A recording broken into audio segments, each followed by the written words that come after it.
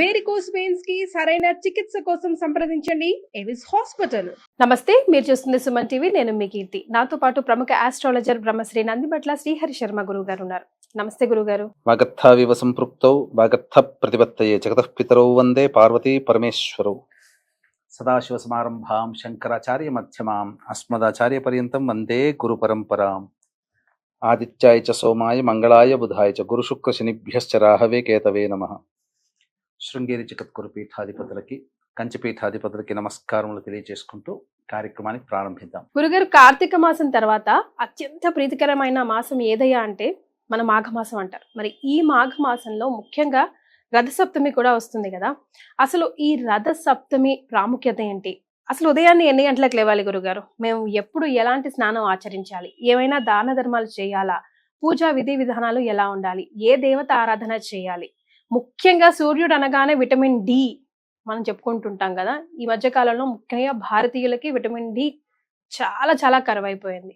So ఈ ఒక్క రోజు ఎలాంటి ఆరాధన చేస్తే మనం పటిష్టంగా ఉండవచ్చునో తెలియజేస్తారా? తప్పకుండానమ్మా. అసలు మనము ఈ రథసప్తమి అనేటువంటిది ఏంటి, మనం ఎందుకు జరుపుకుంటాం? ముందుగా 2వ తారీఖు రోజున వసంత పంచమి జరుపుకున్నాం, అంటే సరస్వతీదేవి పుట్టినరోజు. రథసప్తమి అనేది కూడా సూర్య భగవానుడి యొక్క జన్మదినము. మాఘమాసంలో శుక్లపక్షంలో సప్తమి తిథి రోజున. అయితే మనకు ఈ సూర్యుని జననం ఎక్కడ జరిగింది మీకు తెలిస్తే ఆశ్చర్యపోతారు. కశ్యప ప్రజాపతికి అదితికి సంబంధించినటువంటి సంతానముగా చెప్పబడినటువంటిది. సుమేరు పర్వతం దగ్గర సూర్య భగవాన్ యొక్క జన్మదినం జరిగింది. ఈ సుమేరు పర్వతమే కాలక్రమేణా సుమిత్ర అనేటువంటిది ఉన్నాయి. మనకు అవి ఎక్కడున్నాయి? జపాన్ లో ఉన్నాయి. ఆయన జపాన్ లో పుట్టారా ఇప్పుడు? అందుకనే మొట్టమొదటి ప్రపంచవ్యాప్తముగా మొట్టమొదటి సూర్యోదయం ఎక్కడవుతుంది? జపాన్ లోనే అవుతుంది. అందుకనే అంటే అక్కడే జన్మించాడు కాబట్టి అది సూర్యోదయం. అందుకని మీరు గమనించుకుంటే ఆ సూర్యుని లక్షణాలలో క్రమశిక్షణ, ఎప్పటి పని అప్పుడు చేయడం అనేటువంటిది జపాన్ వాసులు ఎక్కువగా ఉంటుంది. ఇంకొకటి, సూర్యుడు గనక ఎవరి జాతకంలో బలంగా ఉంటాడో, ఎవరికైతే సూర్యుని అనుగ్రహం కలుగుతుందో వాళ్ళకి ఆయురారోగ్యాలు ఎక్కువగా ఉంటాయి. అందుకనే వృద్ధుల సంఖ్య కూడా ఎక్కువ జపాన్లోనే ఉన్నారు మీరు గమనించుకుంటే. కాబట్టి అక్కడ అది జరిగింది. ఇక గమనించుకుంటే ఈ రథసప్తమి రోజున ఖచ్చితంగా మానవుడు స్నానం ఆచరించాలి. స్నానం ఆచరించకపోతే నరకలోక ప్రాప్తి కలుగుతుంది, ఆయురారోగ్యాలు క్షీణిస్తాయని చెప్పి మనకు శాస్త్రాలు చెప్పబడుతున్నాయి. కాబట్టి సూర్యోదయానికంటే ముందే నిద్ర లేచి కాలకృత్యాదులు తీర్చుకొని స్నానం ఏ సమయంలో చేయాలంటే అరుణోదయం, అంటే సూర్యుడు రాకముందు ఎర్రగా ఉంటుంది కదా, తివాచి పరిచినట్టుగా ఉంటుందా, ఆ టైంలో స్నానం ఆచరించాలి. ఎలాంటి స్నానం గురుగారు? ఎలాంటి స్నానము అంటే, స్నానం ఆచరించేటప్పుడు మనకు పూర్వకాలంలో బావులు ఉండేటివి అంతవరకే. చాలా మటుకు నదులు, సరస్సులు, చెరువుల దగ్గరనే చాలా మంది ఉండేవాళ్ళు. కాబట్టి స్నానం ఆచరించడానికి ఈ రథసప్తమి రోజున నదులలో కానీ, చెరువులో కానీ, లేదా ఈ సంబంధించినటువంటి సరస్సులలో దిగేటప్పుడు నెత్తి మీద దీపారాధన పెట్టుకొని, దీపం వెలిగించి ఆవునేతి దీపారాధన పెట్టుకొని మెల్లగా ఎలాంటి శ్లోకముతో స్నానం ఆచరించాలంటే, దిగుతూ ఉండంగా నమస్తే రుద్ర రూపాయ రసానాం పతయే నమః అరుణాయ నమస్తేస్తు హరిదశ్వ నమోస్తుతే అనే మంత్రాన్ని పఠిస్తూ ఆ నూతిలోకి స్నానం ఆచరించడానికి చెరువులోకి, నదిలోకి దిగమని. ఆ విధంగా ఆ తల మించి ఆ దీపం అలా వెళ్ళిపోవాలి. చక్కగా స్నానం ఆచరించాలి. స్నానం ఆచరించి వచ్చిన తరువాత అప్పుడు సూర్యారాధన, దానాది కార్యక్రమాలు ఏవైనా ఉన్నా సూర్యోదయానంతరం చేయాలి. గురుగారు, మరి ఇదివరకు రోజుల్లో అయితే ఇది పాసిబుల్ అయ్యేది, కానీ ప్రతి ఒక్కరికి కూడా ఇది పాసిబుల్ ఈ రోజుల్లో కాకపోవచ్చు కదా. మరి ఏమైనా ఆల్టర్నేట్స్ ఉన్నాయి? ఇప్పుడు మనం చెప్పినటువంటిది పూర్వకాలంలో చేసేటువంటి ఆచారం. ఇప్పుడు సామాన్యంగా మానవులందరికీ కూడా ఇంట్లో బాత్రూమ్స్ ఉంటున్నాయి. కాబట్టి స్నానం ఎలా ఆచరించాలంటే, బకెట్ నీళ్లు తీసుకుంటాం కదమ్మా. ముఖ్యంగా స్నానం ఆచరించేటప్పుడు జిల్లేడు ఆకులు లేదా చిక్కుడుకాయ ఆకులు, రేగి పండ్లు లేదా రేగి ఆకులు ఏవైనా కానీ తీసుకోవాలి. స్నానం ఆచరించేటప్పుడు ఏంటంటే 7 జిల్లేడు ఆకులు కానీ 7 రేగి పండ్ల ఆకులు కానీ తీసుకోమని శాస్త్రం చెప్పబడి ఉంది. అంటే 3 జిల్లేడు ఆకులు దొరికితే, లేకపోతే రేగి పండ్ల ఆకులు కానీ 3 తల మీద పెట్టుకోవాలి. 2 ఈ భుజాన 2 ఈ భుజాన, మొత్తం కలిపితే ఎంత 3, 5, 7 7 కదా. ఆ 7ని దాని మీద రేగి పండ్లు పెట్టుకోవాలి. ఓకే. పెట్టుకొని స్నానం ఆచరించాలి. స్నానం ఆచరించేటప్పుడు ఎటువంటి చేయాలి అని అంటే సూర్యుని తలుచుకోవాలి. ఏమని?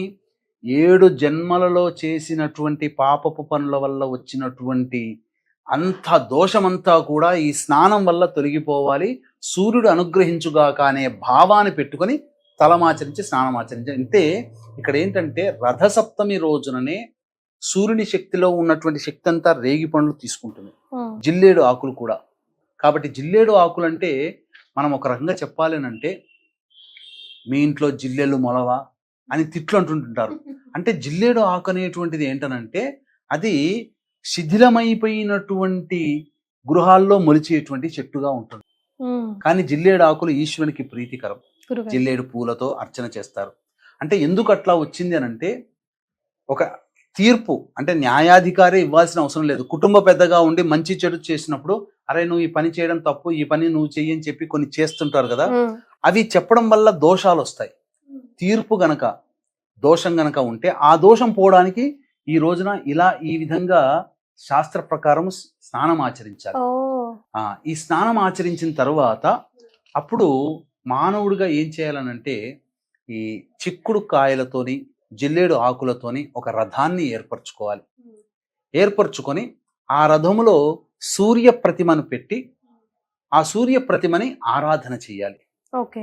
ఆ విధంగా ఆరాధన చేసే సంస్కారం మన కుటుంబంలో ఇప్పటికీ ఉంది.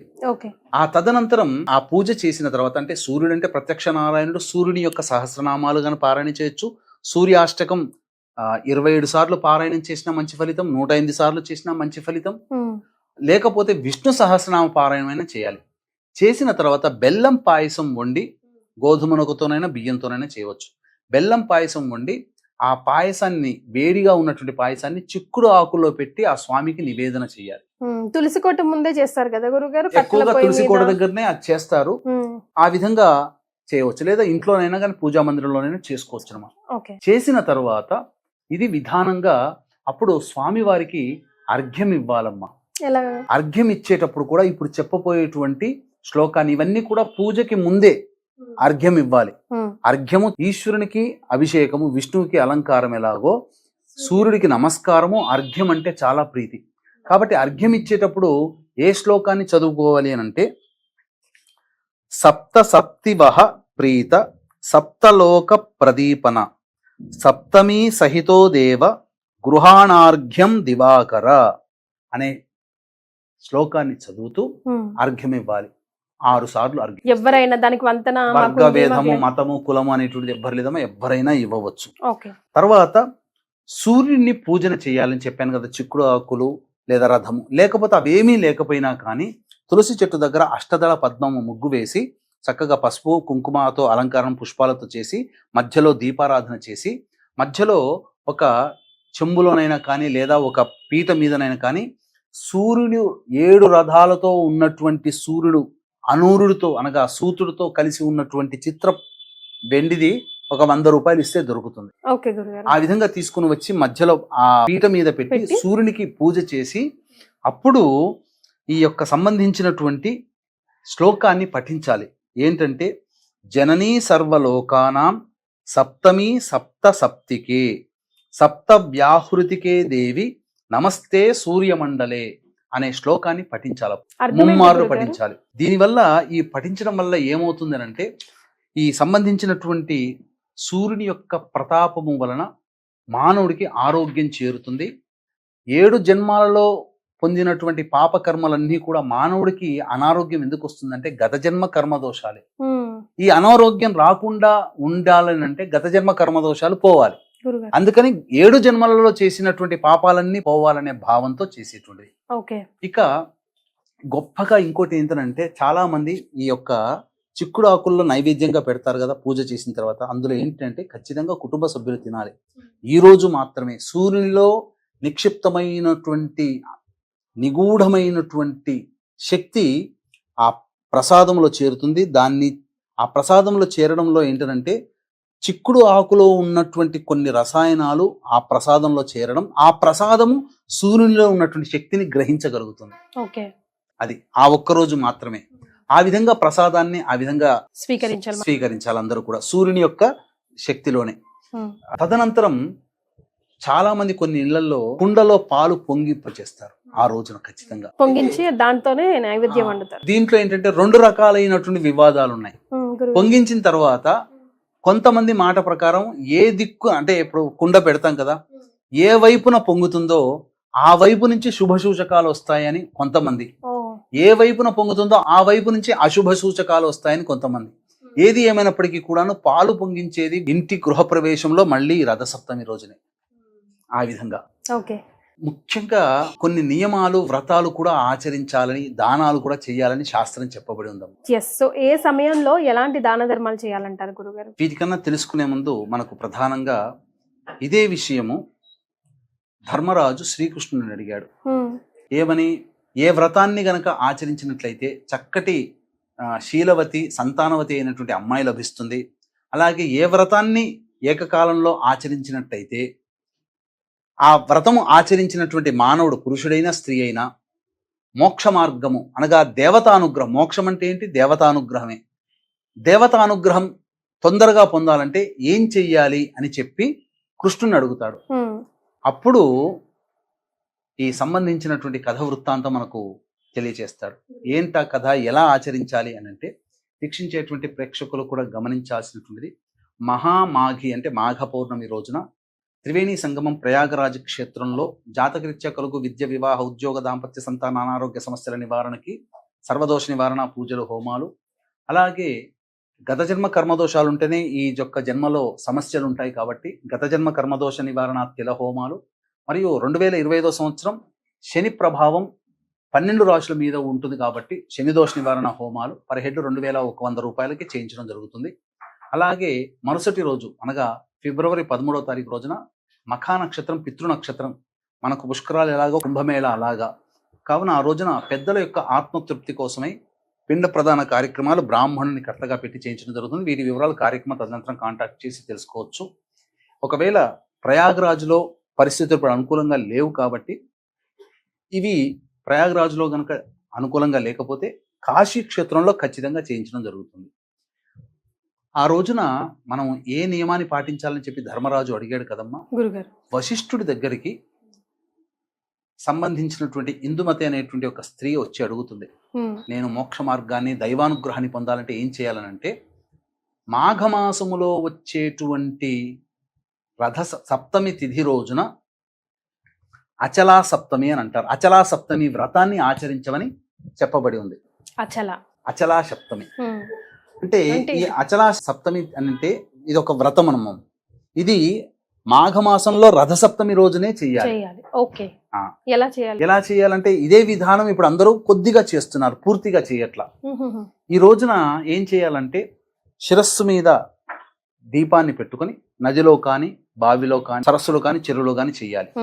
లేకపోతే కనీసము ఆ యొక్క నీటిలో గంగాజలాన్ని వేసుకొని స్నానం ఆచరించాలి. మామూలుగా ఇంట్లో ఉన్నవాడు స్నానం ఆచరించిన తరువాత అప్పుడు ఇది ఎప్పుడు చెయ్యాలి? అరుణోదయ కాలం అంటే సూర్యుడు ఉదయించడానికంటే ముందు ఉన్నటువంటి సమయం. ఆ సమయంలో స్నానం ఆచరించి చక్కగా రాగానే ఏదైనా రావి చెట్టు కిందనైనా కానీ లేదా ఇంట్లోనైనా కానీ చక్కగా అష్టదళ పద్మము వేయాలమ్మా. వేసి మధ్యలో ఒక రాగి చెంబు పెట్టాలి. ఆ అష్టదళ పద్మం మధ్యలో రాగి చెంబు పెట్టి దాని నిండా బియ్యం పోసి చక్కగా మామిడి ఆకులతో అలంకరణ చేసి మధ్యలో శివపార్వతుల యొక్క ప్రతిమను పెట్టాలి. పెట్టి అలాగే సూర్య ప్రతిమను కూడా పెట్టాలి. పెట్టి శివ సహస్రనామము, గౌరీ సహస్రనామము, సూర్య సహస్రనామ పారాయణం చేసి తదనంతరం ఆ యొక్క బ్రాహ్మణుడికి ఈ ప్రతిమాదానము చెయ్యాలి. ఆ రోజునే చెయ్యాలి. లేకపోతే ఇంకొక పద్ధతి కూడా ఉంది. ఆ రోజంతా కూడా ఈ పూజ చేసిన తర్వాత మళ్ళీ మరుసటి రోజు కూడా ఇదే విధానంగా పూజ చేసి మరుసటి రోజు కూడా దానం చేయవచ్చు. 2 రోజులు. ఈ విధంగా ఆచరించడం వల్ల దేవతానుగ్రహం సంపూర్ణంగా కలుగుతుంది అని మనకు సాక్షాత్తు వశిష్ఠుడే చెప్పాడు. గురుగారు కాబట్టి ఎవరు ఆచరించినా ఈ విధానాన్ని ఆచరించడం వల్ల మంచి జరుగుతుంది. నియమాలు ఎలాంటి పాటించాలి గురుగారు? ఆ రోజున పాటించాల్సినటువంటి నియమాలు చాలా ఖచ్చితంగా చెప్పవచ్చునమ్మా. మాంసాహారం పనికిరాదు, మద్యపానం పనికిరాదు, దాంపత్యం అస్సలు పనికిరాదు. ఓకే. వీలైతే ఉపవాసం ఉంటే చాలా మంచిది. రథసప్తమి ఆదివారం వస్తే ఇక అసలు దాని మహత్యాన్ని వర్ణించ వీలు కానిది. ఎప్పుడో గాని రాదమ్మా. ఈసారి మంగళవారం వచ్చింది. కానీ సంపూర్ణమైనటువంటి ఆరోగ్యాన్ని ప్రసాదించాలి, ఆరోగ్యాన్ని పొందాలంటే ఆరోగ్యాన్ని మనకు ఆయుర్వేదాన్ని పరిచయం చేసిన వాడు ధన్వంతరి, సాక్షాత్తు విష్ణు భగవానుడే. కానీ దేవ వైద్యులు, ప్రతి మనకు మానవ వైద్యులు, రాక్షస వైద్యులు, దేవ వైద్యులు ఉన్నట్టుగానే దేవతలకు కూడా ఒక డాక్టర్ ఉన్నాడు. వారే అశ్విని దేవతలు. అటువంటి అశ్విని దేవతలకు సంబంధించినటువంటి అశ్విని నక్షత్రం ఉంది ఆ రోజున. కాబట్టి ఎవరైతే చెప్పినటువంటి విధి విధానముగా ఈ రథసప్తమి వ్రతాన్ని ఆచరిస్తారో ఖచ్చితంగా వారికి భవిష్యత్తు అనగా ఈ 2025వ సంవత్సరం మొత్తం కూడా వారికి అనారోగ్యములు రావు. ఈ వ్రతాన్ని ఎక్కువగా మన పూజలన్నీ కూడా సూర్యోదయం చేసుకునేటువంటి అవసరం ఉన్నటువంటి కాలం కాబట్టి మీరు అడిగారు డి విటమిన్ అని. అప్పట్లో వ్రతాలు పూజలన్నీ బయట బహిర్గంగా చేసేవాడు కాబట్టి ఎండలో ఉండే శక్తి అంతా డి విటమిన్ వచ్చి చేరింది మనకు. ఇప్పుడు అంతా లేస్తూనే కూర్చుంటేనే రూమ్లలో ఉంటున్నారు, జాబుకు పోయిన రూమ్లు, ఇంటి నుంచి బయటికి వెళ్తే కారు ఎక్కుతున్నారు. ఎక్కడ ఎండ వేడిమి తగులుతుంది, అందుకే డి విటమిన్ లోపిస్తుంది. ఒక్క డి విటమిన్ పుష్కలంగా లభించేది సూర్యకిరణాల్లోనే. కాబట్టి ఖచ్చితంగా ఆ రోజున సూర్యుని యొక్క శక్తి మనలో రావాలంటే ఎండలో కొంత ఉండాలి. సో గురుగారు చెప్పిన విధంగా ఆచరించండి, ఏ ఒక్కటి కూడా మిస్ కాకండి. వీలైతే గురుగారు చెప్పిన 2 శ్లోకాలు కూడా డిస్క్రిప్షన్ లో. చాలా మంది సూర్య భగవాన్ టెంపుల్స్ లేవమ్మా. అవును గురుగారు, ఎందుకని ఉండవు? కాబట్టి శివాలయంలో నవగ్రహాల్లో సూర్యుడు ఉంటాడుగా, ఉంటాడు. కాబట్టి ఇక్కడ సూర్యుడు ఉన్నట్టే రథసప్తమి రోజున శివాలయానికి చేరుకొని నవగ్రహాల చుట్టూ ఈ శివాయ నమః అంటూ 27 ప్రదక్షిణలు చేసి విశేషముగా సూర్యుని దగ్గర గోధుమల రాశి పోసి దాని మీద ఆవు నేతితో దీపారాధన చేసి ఎర్రటి పుష్పాలతో సూర్యుని అర్చించండి. సూర్య అష్టోత్తర పూజ చేయండి. ఆ సమయంలో పొద్దున పూట ఖచ్చితంగా రథసప్తమి రోజున చేయాల్సినటువంటిది. ఖచ్చితంగా మళ్ళీ విష్ణు దేవాలయాన్ని కూడా సందర్శించవచ్చు. స్నానము చెయ్యాలి, పూజ చెయ్యాలి, దానము చెయ్యాలి, దేవాలయ సందర్శనం. ఇవి 4 ఖచ్చితంగా మానవుడు చేయాలి. చాలా సంతోషం గురుగారు, ధన్యవాదాలు. సర్వం శ్రీ ఉమామహేశ్వర పరబ్రహ్మార్పణమస్తు.